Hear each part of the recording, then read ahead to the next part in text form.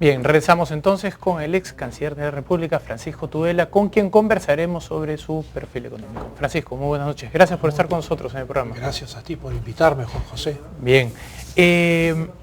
Empecemos un poco con un poco de coyuntura para adentrarnos al tema, ¿no? Muchas personas sostienen que la actual política económica es un continuismo de las políticas del 90, es decir, que desde el fujimorismo no ha habido un cambio en el modelo económico. ¿Cuál sería tu percepción al respecto? Yo no afirmaría eso, porque hay dos elementos importantes a tener en cuenta. El marco jurídico sí sigue siendo el mismo. Esto es, el Perú había vivido una situación muy difícil, se había expropiado toda la gran empresa en los años 60 y 70, habíamos colapsado económicamente en los años 80, nos hundimos en una hiperinflación de 7.614% que superó a la de la República de Weimar, 52% de la economía en manos del Estado, 48% del territorio nacional en estado de emergencia, nada funcionaba. Y entonces se hizo una serie de cambios, se privatizaron las empresas públicas, se creó un marco constitucional que fomentaba la propiedad privada, el respeto a la propiedad, la no expropiación sin el pago del justiprecio. En fin, se restableció un régimen de normalidad que el Perú no conocía desde hacía muchas décadas. Y entonces ese marco jurídico sigue siendo el marco jurídico constitucional de la década del 90 que sostiene al Perú en el siglo XXI, en el año 2003. Ahora bien, la evolución económica del país ha seguido naturalmente una evolución mundial de un gigantesco crecimiento industrial. A partir de 1991, todo lo que era el mundo comunista, Europa del Este, la China, el sudeste asiático, empezaron a incorporar a miles de millones de personas al mercado mundial y naturalmente se transformó la economía del mundo. Y entonces, gracias a Dios que teníamos el marco legal para integrarnos a este gigantesco movimiento mundial de integración de mercados, de interacción económica, de complementariedades económicas, que naturalmente son lo que han hecho crecer el Perú en estos últimos años. Pero naturalmente hay aspectos en los cuales todavía no hemos logrado crecer y modernizarnos, porque una cosa es tener grandes exportaciones, tener propiedad privada, tener libertad económica, que es lo que ha permitido crear la riqueza que tiene el Perú hoy, pero además de eso falta toda una dimensión científica, toda una dimensión tecnológica, toda una dimensión de infraestructura moderna, carreteras, aviación civil, ferrocarriles, puertos, que no tenemos y sin los cuales no vamos a poder seguir creciendo. Creceremos 5 o 10 años más y ahí nos quedaremos. Entonces, todavía falta, digamos, crear un marco más amplio sobre el marco inicial para poder realmente consolidar al Perú. Has mencionado en la respuesta algo muy importante que tal vez lo podría reducir como los principios rectores bajo los cuales se realizó este cambio jurídico al que te refieres. Básicamente las instituciones de mercado, de propiedad privada, etc. Pero a partir del golpe del 92 hay una confrontación muy fuerte con un amplio sector político peruano y una de las cajas de resonancia de este enfrentamiento que hubo entre el gobierno y oposición se comenzó a dar a partir del modelo económico. De hecho, cuando cae el régimen fujimorista es el modelo económico al que principalmente se comienza a atacar y al que se trata de cambiar. ¿No crees que tal vez un error del fujimorismo no fue, durante los años que estuvo en el gobierno, incidir un poco más en los beneficios de este modelo versus el anterior, Fíjate tú, en el lado político, la caída del fujimorismo trae la Comisión de la Verdad, que lo que hace es básicamente hacer un gran estudio, si se puede decir así, sobre hechos que fueron básicamente que giraban alrededor del terrorismo, ¿correcto? Pero en los 90 no se hizo una especie de Comisión de la Verdad de los desastres económicos de los últimos 30 o 35 años. Y por lo tanto la población no contaba con un eje de comparación. ¿Crees que hubiera sido importante hacerlo? Tal vez no se podía. Yo tengo la impresión que el régimen del 90 al 2000 era un régimen transicional de emergencia, cuyas acciones respondían a una crisis gigantesca y que se enfrentaba como quien enfrenta un incendio. Terrorismo, hiperinflación, una economía devastada por las llamadas reformas estructurales de la revolución de la Fuerza Armada, que convirtió al Perú en un país muy atrasado, ¿no? Y desconectado del mundo. Y entonces hacer docencia en un proceso transicional de emergencia, que no es, digamos, un régimen definitivo, era una cosa muy difícil.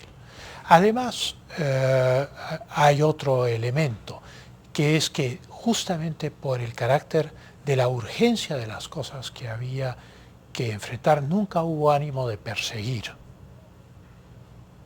Digamos que durante esos años no hubo un ánimo de echarle la culpa a los regímenes anteriores, de satanizarlos, de expurgarlos, de juzgar a las personas que habían participado de esos regímenes anteriores. No se hizo tal cosa.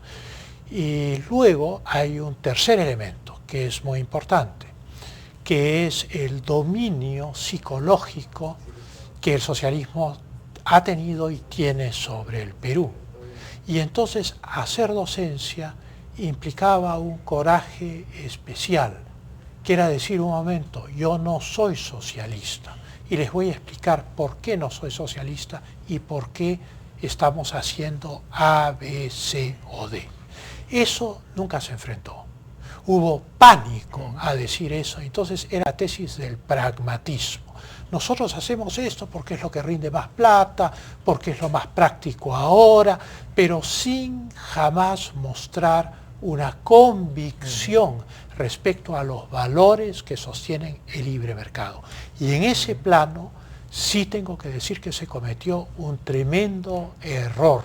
Se debió haber asumido un compromiso con la libertad de mercado, se debió haber asumido un compromiso valorativo de principios con la propiedad privada, con el sistema constitucional, con la democracia representativa y haberla defendido en términos ideológicos. Sobre lo que acabas de mencionar, hay un mito de que el neoliberalismo se basa en la persona, en Fujimori. Pero los que de alguna manera seguimos la filosofía liberal no encontramos en Fujimori un liberal, lo que encontramos fue básicamente un pragmático que se de alguna manera recostó en personas que tenían ideas de reformas. ¿Tú consideras a Fujimori un liberal en términos de economía? O sea, ¿crees que él en su pensamiento económico tenía en la mente reformas liberales cuando él entra al gobierno? Yo creo que cuando él entra al gobierno, él entra con el voto del comunismo y el aprismo, para detener y atajar a Vargas Llosa. Esa es la realidad de la llegada al poder del presidente Fujimori. Pero el presidente Fujimori era un hombre muy inteligente y comprende rápidamente que ese camino no conduce sino ya al abismo final y a la desintegración, no solo del Estado, sino de la sociedad peruana. Y entonces se convierte en lo que podríamos llamar un liberal de responsabilidad limitada. Esto es hasta cierto punto. Hasta el punto que permite de alguna manera el manejo político dentro del país. Esto es, en su deriva hacia el liberalismo, él trata de no alienarse los elementos no liberales que le siguen prestando apoyo, especialmente en el agro. Y tengo yo la impresión, es una impresión, que ahí terminaba el liberalismo.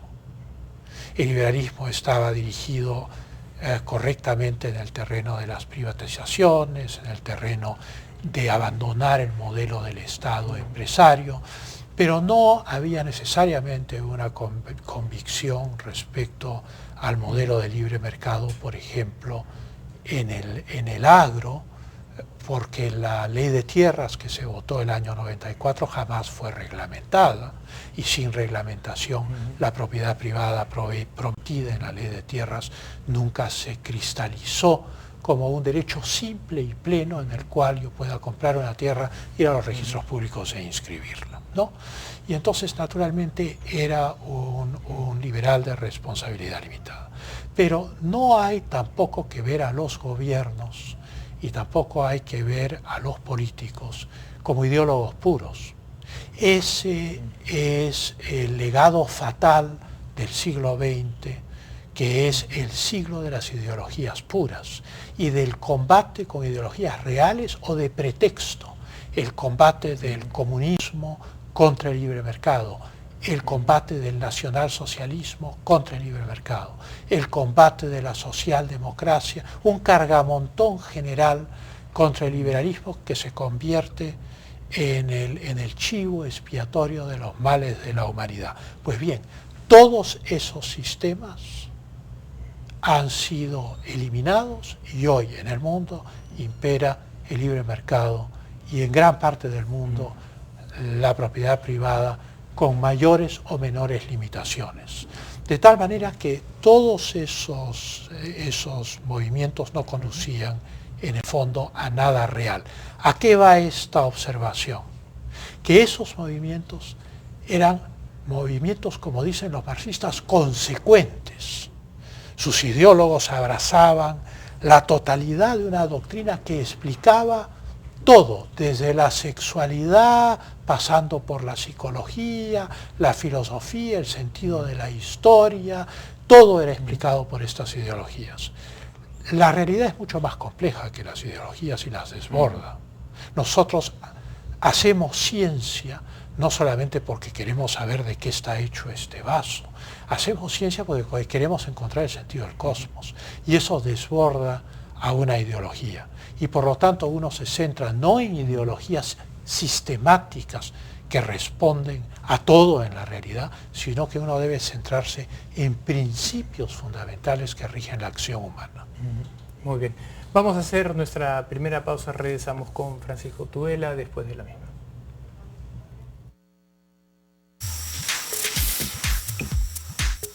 Scotiabank